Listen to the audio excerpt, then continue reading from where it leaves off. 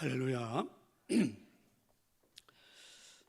나는 아무도 보지 않는 곳에서 또는 하나님이 계신 곳에서 또는 사람들이 보는 곳에서 얼마나 용기 있는 사람일까 하는 것입니다.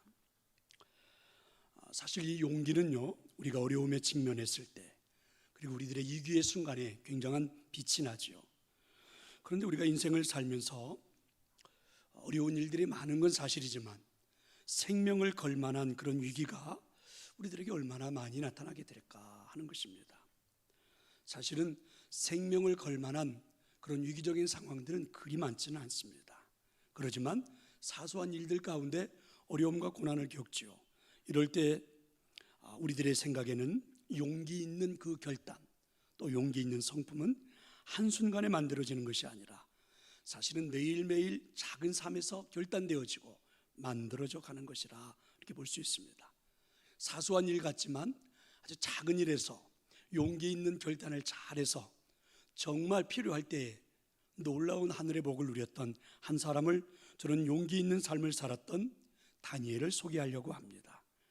삶에서 순간순간 용기 있는 결단이 아주 놀라운 축복의 삶을 살게 한 그러한 이 다니엘을 여러분에게 오늘 소개합니다. 먼저 여러분 1절의 말씀을 같이 한번 보도록 하겠습니다. 자, 1절의 말씀을 같이 한번 읽어보도록 하겠습니다. 유다왕 여호야김이 다스린 지 3년이 되는 해에 바벨론 왕 느부갓네살이 예루살렘에 이르러 성을 에워쌌더니 라고 되어 있습니다. 무슨 일이 있으신가 봐요. 이스라엘 백성들이 이제 결국은 느부갓네살 왕에 의해서 멸망을 당하고 그리고 사람들이 포로로 잡혀가는데 그 중에 한 사람이 이제 이 다니엘이라고 하는 그런 사람입니다. 그런데 마지막 21절을 보니까 갑자기 머리가 멍해져 가지고 설교의 패턴을 흔들렸습니다. 아직도 좀 그런 것 같아요. 저는요. 다시 이제 21절의 말씀을 보면 이런 게 있어요. 다니엘은 고레스 왕 5년까지 있으니라 이렇게 되어 있습니다. 그러니까 이제 결국은 바벨론이라는 나라가 무너지고 바사라는 나라가 결국 점령하게 되는데 그때에 왕이 이제 고레스라는 왕입니다. 그런데 포로로 잡혀왔던 이 다니엘이 한 나라가 무너지고 새롭게 고국으로 돌아갈 수 있는 시대가 되는 그 시간까지 젊음의 시대에 잡혀와서 그리고는 한 80대가 넘어진 그 시간까지 무려 6, 70년인 긴 세월 동안 그 바벨론 땅에서 살았던 다니엘에 대한 이야기입니다. 그럼 이제 어떻게 시작이 됐을까요? 먼저 느부갓네살 왕 시대부터 다니엘에 대한 사건이 나오죠. 다니엘은 느부갓네살 왕 앞에서 하나님을 성실하게 섬기겠다고 뜻을 정합니다.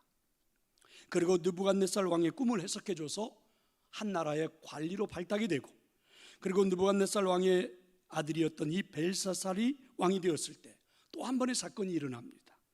벨사살은 방탕한 왕이었고 그의 아버지 느부갓네살이 예루살렘에서 취하여 온 성전에서 사용되던 기물들을 가져다가 술을 마시며 잔치를 벌이고 있을 때 갑자기 손가락이 벽에 나타나서 한 가지 글을 썼잖아요.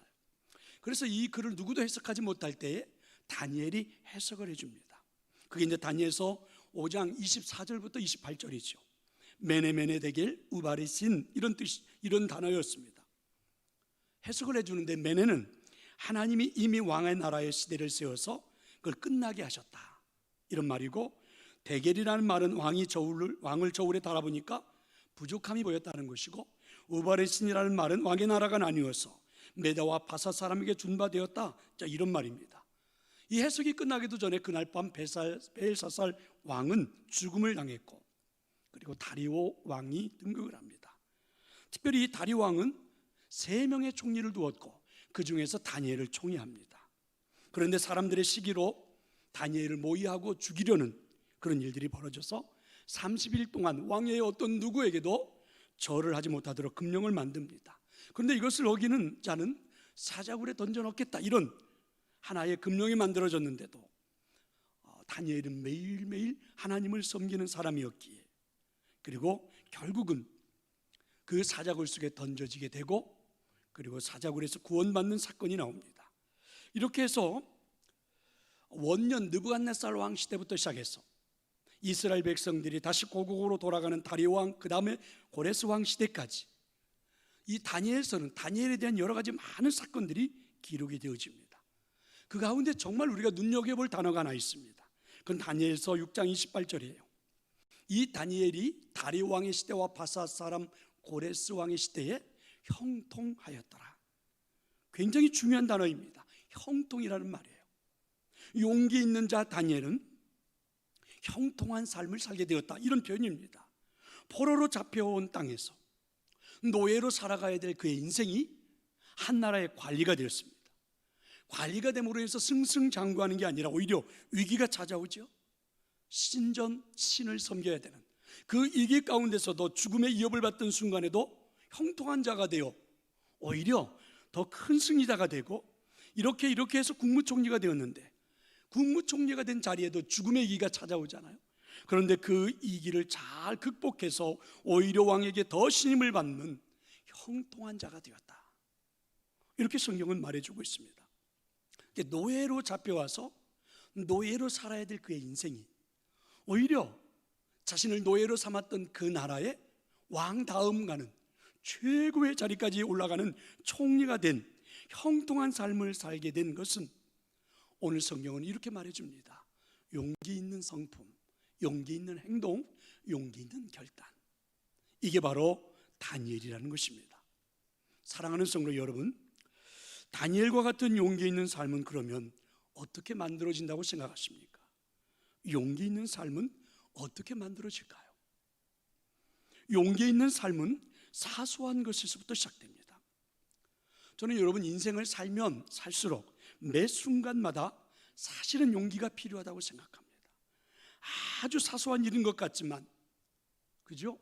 우리는 매번 편리한 일과 옳은 일 사이에서 결정을 해야 되는 순간들이 많습니다. 그때마다 필요한 게 용기잖아요. 근데 우리는 옳은 일과 편리한 일 사이에서 막 고민을 해요. 열정도 사가지고 또 우리들의 연약함도 찾아오고 이러면서 우리도 모르는 사이에 옳은 일보다는 편리한 일들로 결정해버리는, 사실은 사소한 일에서부터 용기 있는 결단이 못 될 때가 얼마나 많습니까? 어떤 분이 인터넷에 이런 글귀를 써놓았는데 굉장히 의미가 있는 것 같아요. 한 아이가 자신의 집에 놀러 왔어요. 자신이 가장 아끼는 물건입니다. 근데 이게 아마 유리로 만들어진 유리컵과 같은 그런 종류였던 것 같아요. 근데 이 아이가 그걸 만지고 놀다가 떨어뜨리면 그냥 바싹 깨져버릴지도 모릅니다. 자신이 정말 사랑하고 좋아하는 그런 물건인데, 이 순간에 아이가 놓치면 깨질 것을 알지만 아이의 손을 비틀어 가지고 그 물건을 뺏지 않는 것을 용기다, 이렇게 말할 수 있습니다. 특별히 또 하나, 아이가 위험한 칼을 들고 놀고 있습니다. 근데 부모는 몰라요. 그래서 이 부모가 모르지만 이 아이에게, 부모에게 그러니까 욕먹을 생각을 하고 아이의 손을 비틀어서 칼을 뺏는 것도 용기다, 이렇게 말을 했어요. 그래서 용기는 힘이 아닐 수도 있고 하나 힘일 수도 있다. 그래서 우리가 일상의 삶에서 한번 용기 있는 것들을 한번 생각해 보라는 겁니다. 한번 여러분 생각해 볼래요? 나도 급하지만 끼어들려는 자동차를 여유롭게 넣어주는 것은 용기다. 악착같이 막으려다가 어쩔 수 없이 넣어주는 것은 수치다, 이렇게 말을 해요. 문을 열고 들어올 때에, 내가 문을 열고 들어갈 때에 뒤에 오는 사람을 위해서 조금만 더 기다려주는 것은 용기이고, 열린 문으로 손 안 대고 들어오는 사람을 얌체라고 생각하는 건 수치다. 원래 그런 사람이지만 타인을 위하여 변하는 것은 무척 불편하지만 용기이고, 여기서 더 어떻게 하라는 것인가 하는 생각에 섭섭하고 불만인 것은 수치다. 나의 나된 것은 주님의 은혜라고 생각하고 그 모습을 받아들이는 것은 용기이고, 나의 나된 것은 다 부모 탓이라고 생각하고 타인을 부러워하는 것은 수치다. 얄미운 사람의 일이 잘 되었을 때 축하까지는 못해 주어도 아무 말 없이 지나가는 것은 용기이고, 잘 되면 뭐해 하면서 그 사람의 약점을 부각시키는 것은 수치다. 그 사람을 위하여 꼭 이 말은 해줘야지 하는 생각이 들었을 때 참는 것은 용기이다. 사랑한다는 이유로 누군가를 고치려고 하거나 아무도 나를 고치지 못하게 하는 것은 수치다. 10번 잘못했다가 한 번 잘했을 때 칭찬하는 것은 용기이고 10번 잘했다가 한 번 잘못했을 때 욕하는 것은 수치다. 이렇게 써놓았습니다. 용기치고는 너무 사소해 보이지만, 그런데 사실은 이 사소한 일상들 속에서 나타나는 용기가 우리의 삶을 더 복되게 만들지 않는가. 오늘 다니엘이 바로 그와 같은 것들을 우리에게 보여줍니다. 어쩌면 다니엘은 그의 삶에서 좀 사소한 것이에요. 그냥 넘어갈 수 있는 그 부분에 용기 있는 결단을 시작합니다. 그게 이제 여러분 8절의 말씀인데, 자, 우리 한번 같이 한번 읽어보겠습니다. 다니엘은 뜻을 정하여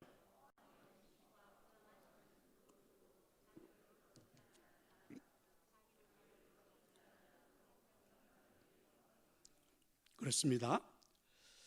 이스라엘 백성들이 포로로 바벨론에 잡혀갔고 그들이 지혜롭고 뛰어나다는 것을 다니엘 이 느부갓네살 왕이 알아서 잡혀온 그 사람들 중에 젊은이들, 청년들을, 좀 머리가 뛰어난 사람들을 발탁을 했습니다. 그리고 이제 왕궁으로 불러들여가지고 그들에게 이제 시험을 하는 거예요. 그 가운데 다니엘과 세 친구들도 있었습니다. 그들에게 바벨론 땅에서 먹는, 왕이 먹는 음식을 충분히 먹게 하고 포도주를 먹게 해서, 그리고 문화를 가르치고 공부를 시켜서 관리로 쓰겠다는 겁니다. 그런데 이들에게 이제 관리가 될 수 있는, 선발될 수 있는 좋은 기회가 찾아온 겁니다. 그리고 거기에 뽑힌 사람들도 대부분이 다 유대인들입니다. 근데 그 중에 다니엘과 이 세 친구는 모든 유대인들이 다 같이 그곳에서 음식도 먹고 포도주도 마시고 그리고 같이 그 바벨론의 문화를 배우고 공부도 하고 이러는데, 유독히 다니엘과 세 친구는 왕이 주는 음식, 포도주를 먹지 않겠다고 하는 것입니다. 모두가 다 같이 먹는 음식인데, 유대인들도 다 같이 먹고 있는 음식인데 굳이 안 먹을 이유가 있을까? 생각해 보면 굉장히 사소한 일처럼 보여집니다. 굳이 이렇게까지 해야 할까? 이런 생각이 들 정도입니다. 그런데 다니엘과 세 친구는 이것마저도, 이 사소한 것마저도 거부하고 용기 있게 결단하고 특별한 삶을 살겠다라고 결정하는 것입니다. 사실 우리도 이와 같을 때가 많지 않습니까? 저도 여러분 목사가 돼서 일하지만 많은 목사 중에 특별한 목사가 되고 싶은 마음, 또 여러분 교인 중에서도 특별한 교인이 되기를, 세상에 사는 크리스찬들 가운데서도 특별한 크리스찬이 되기를 사실 우리 모두는 원하지 않습니까? 중요한 것은 다니엘이 이렇게 특별한 삶을 살겠다, 사소한 일이지만 음식을 먹지 않겠다고 용기 있게 결정하는 그 순간부터 모든 주변에 있는 사람들한테 주목을 받게 되고 또 시험을 받게 됩니다. 그래서 다니엘은 환관장에게 이 이야기를 했습니다. 열흘 동안만 우리에게 말미를 달라. 열흘 후에도 우리들의 얼굴이 이 음식을 먹는 사람들과 비교해서 달라져 있다면 그때는 기꺼이 따르겠다. 그런데 여러분, 열흘 후에 전혀 다름이 없음을 증명되어졌잖아요. 여러분, 이렇게 시작한 이 다니엘의 사소한 일이지만 음식을 먹지 않는 일들로 무려 3년 동안 잘 지켜지게 됩니다. 그리고 이제 용기 있는 사소한 일에서 결정을 했던 그가 느부갓네살 왕 앞에 섰을 때에 왕이 깜짝 놀랄 만큼 왕의 총애를 받고 발탁되는 놀라운 기적을 볼 수가 있습니다. 그래서 우리는 오늘 본문에서 우리가 주목해 볼 수 있는 단어 하나가 있습니다. 다니엘이 이렇게 말하잖아요. 뜻을 정하여. 뜻을 정하여. 용기 있게 뜻을 정하여. 그 순간 사람들의 주목을 받죠. 그래서 용기 있는 자의 결단은 힘들기는 하지만 여러분, 절대로 실패하지는 않습니다. 믿으시기를 축원합니다. 사실은요, 사소한 일 가운데서도 우리가 결단해야 할 부분에 대해서 우리는 제대로 된 뜻을 정하지 못하고 살아가는 것이 우리 인생의 문제가 될 때가 얼마나 많습니까? 사실 우리들의 삶에서 그와 같은 결단들이 필요한데, 그런데 여러분, 이방 땅에서 온 어린 소년이 사소한 일처럼 보여지지만 그 사소한 것조차도 신앙생활에 방해가 된다면, 내가 믿음을 끝까지 좀 지키고 싶다는 이유 하나만으로 모든 사람의 관심거리가 되고 주변에 있는 사람들에게 특별한 행동을 보이면서 무언가 꼬투리가 잡힐 법한 그런 어려운 순간, 얼마나 그들은 힘들었을까. 그런데도 그 사소한 일에서 그들은 결정을 합니다. 성도 여러분, 먹는 일, 음식을 먹는 일 굉장히 사소한 일 아닙니까? 그런데 여러분, 크리스찬으로 살아가면서 짓게 하는 일들이, 아주 하찮은 일들이 우리 삶에도 얼마나 많습니까? 그 사소함에 정말 필요한 건 용기가 아닙니까? 바울이 그래서 이렇게 고백하잖아요. 고린도전서 9장 27절에서 내가 내 몸을 쳐서 복종하게 하면, 사소한 일 앞에서도 자신의 사도로서, 믿음의 사람으로서의 삶을 끝까지 유지하기 위하여 날마다 내 몸을 쳐서 복종한다, 흔들리지 않는 결단을 하고 있다, 이렇게 고백하고 있습니다. 여러분, 한번 생각해 보세요. 우리가 인생을 살아가면서 옳은 일인 것은 알지만 사실은 편리하고 귀찮다는 이유 하나 때문에, 그리고 나에게 돌아올 불이익 때문에 그냥 용기 있는 결단하지 못한 채 그 세파에 파묻혀 버릴 때가 얼마나 많습니까? 특별히 우리에게는 관행이라는 말을 많이 쓰잖아요. 전통적으로 원래 그렇게 사람들이 살아왔던 이유야, 이러면서 우리들 그냥 넘어갈 때가, 그래서 용기 있는 결정을 하지 못한 채 사소한 일상에서 우리가 편리한 일들을 찾아갈 때가 얼마나 많습니까? 린드버그 데이라는 분이 있는데요, 이분이 처음으로 비행기로 세계 일주를 하고 프랑스에 왔을 때입니다. 그를 환영하는 많은 사람들이 모였습니다. 그 가운데 한 사람, 그 담배 회사를 경영하고 있는 사장도 왔는데 그의 곁에 와가지고 그에게 이런 요구를 했습니다. 당신이 담배를 한 대 내서 피는 그 장면을 사진 한 장만 찍어주면 내가 5만 달러를 주겠소. 그랬더니 린드버그 데이가 이렇게 말을 했습니다. 나는요, 하나님을 섬기는 사람입니다 하고 거절을 했습니다. 그랬더니 이 사장이 가지 않고 다시 한번 요청을 했습니다. 그러면 담배를 피지 말고 그냥 담배를 입에다가 물고만 있는 사진을 한 번만 찍게 해주시오. 그럼 내가 5만 달러를 주겠소. 그런데 이 사람이, 이보시오, 나는 세례받은 사람이요 하고 거절을 했습니다. 그런데 이런 이야기가 그 다음 날 프랑스 일간지에 대서특별히 됐습니다. 이 기사를 읽은 많은 그리스도인들이 감동을 받고 오히려 10만 달러를 모금해 주었다는 그런 이야기입니다. 우리나라에도 그런 선수가 있었잖아요. 차범근 선수가 모 회사의 술 광고를 거절했던 그런 적들. 사실은 여러분, 사소한 일이죠. 누구나가 편리하게 그냥 결정할 수 있는 일들입니다. 그런데 이 사소한 일들 앞에서도 오늘 여러분, 다니엘이 용기 있는 결정을 하듯이 이게 우리에게 필요하지 않을까요? 살다 보니까 이렇게 됐습니다. 어쩔 수 없었습니다. 사실 이게 필요한 말 같지만 얼마나 비겁한 사람들의 말입니까? 다른 사람들이 그렇게 원합니다. 생각해 보면 이유 있는 것 같지만 다르게 보면 얼마나 한심한 말들입니까? 결국 용기 없는 자들, 그리고 비겁한 자들의 말밖에는 되지 않잖아요. 그런데 여러분, 이상하지요? 다니엘은요, 이렇게 사소한 일인 것 같습니다. 왕이 정해주는 그 음식, 왕이 먹고 있는 그 음식, 이 음식을 먹음으로 인해서 내가 편리해지고 비대해지고 신앙을 잃어버리고 바벨론 사람이 되어버리고 하나님의 은혜를 잊어버릴까 봐 어린 소년이지만 사소한 일에 용기 있게 결단 하나 했던 그것이 오히려 용기 있는 자의 성품, 용기 있는 자의 인생, 용기 있는 자의 성공적인 삶을 사는 계기가 된 겁니다. 한 번쯤 우리 깊이 의미 있게 생각해 볼 필요가 있겠죠. 어쩌면 어느 때보다도 지금의 우리들의 삶의 상황에서는 사소한 일 같지만 이런 일에서 용기 있는 결정이 필요하지 않을까요? 저는 여러분에게 그런 결단이 있기를 축원합니다. 용기 있는 삶은 어떻게 만들어질까? 또 한 가지는요, 용기 있는 삶은 일관성으로 만들어집니다. 다니엘이요, 이방 땅에 와서 이렇게 오랫동안 뛰어난 일을 했던 사람을 거의 찾아보기 어려울 거예요. 처음에 느부갓네살 왕이 노예로 잡아와가지고 다시 이스라엘 백성들이 고국으로 돌아보낼 때까지 그 6, 70년 동안 여러 대에 걸쳐서 형통한 삶을 살았던 이유, 그 이유 하나를 말해보라 그러면 저는 이렇게 말하고 싶습니다. 그의 삶에 직면한 일들 가운데 언제든지 일관성 있는 삶 때문이라, 이렇게 말입니다. 다니엘서에서 가장 드라마틱한 장면은 다니엘이 사자굴에서 살아나오는 그런 사건이 아닙니까? 왕의 조서에도 그가 변치 않고 죽이겠다 이렇게 금령이 내려있는 그 금령 앞에서도 변치 않고 용기 있게 신앙을 지킬 수 있었던 이유는, 어뜻 보면 우리는 정말 다니엘이 용기 있기 때문에 이렇게 말하기보다는 그보다 더 중요한 건 다니엘서 6장 10절이 말해주는 것처럼 하나님 앞에 온전하게 늘 서 있었기 때문이다. 그래서 다니엘의 이 조서에 왕의 도장이 찍힌 것을 알고도 자기 집에 돌아가서는 윗방에 올라가 예루살렘으로 향한 창문을 열고 전에 하던 대로 하루 3번씩 무릎을 꿇고 기도하며 그의 하나님께 감사하였더라. 할렐루야. 그러니까 매일매일 하나님께 감사하며 기도하는 사람이었다는 겁니다. 그러니까 매일매일 기도하면서 자신을 하나님 앞에서 돌아보았던 사람이라는 그런 뜻입니다.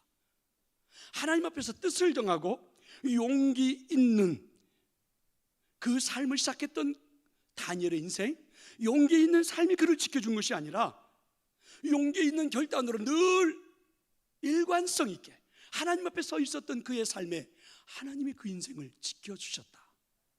그게 다니엘서의 내용이죠. 일관성 있는 이와 같은 삶을 살려면 진짜 필요한 게 뭔지 아십니까? 솔직함입니다. 다니엘이 이렇게 기도하잖아요. 그의 하나님께 감사하였더라. 그럼 여러분, 아주 간단한 말 같지만 이 말 속에는 굉장한 의미들이 들어있어요. 한번 생각을 해보세요. 다니엘은 지금 다리오 왕, 고레스 왕을 제외하고는 최고의 높은 자리에 올라가 있습니다. 왕 다음의 자리입니다. 얼마든지 교만할 수 있는 자리입니다. 우리가 경험하는 것처럼 인생의 이길 가운데서는 사실은 기도도 하고 부르짖지만 우리들의 삶의 형통이 찾아오면 사실은 그렇게 기도가 쉽지가 않습니다. 사실 어렵고 힘들 때는 더 기도하고 더 하나님께 나아가지만 좀 잘 되고 뭔가 내 삶이 술술 풀리기 시작하면 기도 생활이 막상 그렇게 잘 되지는 않습니다. 그런데 여러분, 오늘 다니엘은요, 최고의 순간, 자신의 인생에 이런 순간이 올 수가 없습니다. 3명의 총리 중에서도 가장 인정받는 최고의 자리에 오른 왕 다음의 자리, 그런데 그 자리에서도 언제나 일관성 있게 하나님 앞에 감사하였더라. 이 말은 자신의 솔직한 모습을 보인 겁니다. 오늘도 나는 하나님 앞에 감사하지 않으면 살 수 없는 존재, 그런 자신의 모습을 보는 겁니다. 오늘도 하나님이 나로 하여금 이 험난한 세상 속에 용기 있는 자로 살아가게 해주시는구나. 이렇게 하나님 앞에서 일관성 있게 기도하는 삶에서 자신의 모습을 볼 수 있었던 겁니다. 솔직하게 내가 국무총리가 되고 내가 능력 있는 사람이 되고 그만한 힘이 있어서 이긴다, 이게 아니라 언제나 하나님 앞에 감사했다는 말은 하나님 앞에 서고 보면 자신의 존재가 어떤 존재인지 감사하지 않으면, 내가 하나님 앞에 서 있지 않으면 사실은 나는 이렇게 용기 있는 삶을 살 수 없는 존재라는 것을 늘 볼 수 있었던 것이 오히려 다니엘의 승리자가 되는 그런 길이었습니다. 성도 여러분, 크리스찬은 어떤 사람입니까? 크리스찬은 어떤 사람일까요?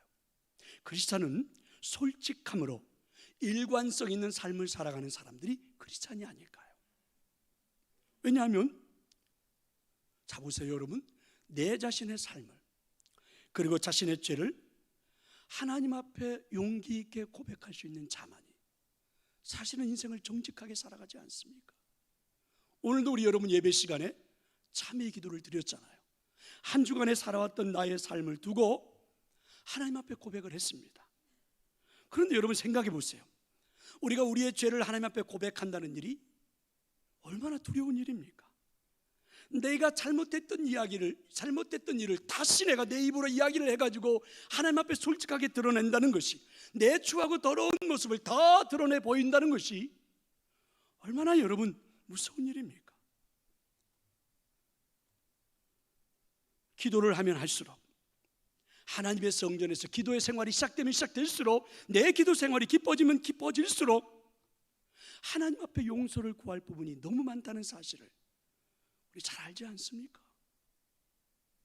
기도해보면 해볼수록 내가 어쩌면 그렇게 부족한지, 어쩌면 내 연약함이 그렇게 다 드러나는지, 하나님 앞에 정말 용서를 구할 수 있는 부분들이 더 많아져 가는 것 같습니다.